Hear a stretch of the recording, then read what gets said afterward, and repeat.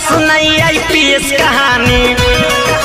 भारी देख सब पर पड़ल 2 लाख में अफसर बनल लइका ई होवे बिहारी कोई चाहे नौकरी सरकारी वर्दी पहन के घरे गेल सबके देख के होश उड़ गेल डरना एकरा तनको लागल पुलिस के देख के ई ना भागल सुन के सबके छूट जाई पानी अब सुनाई आईपीएस कहानी।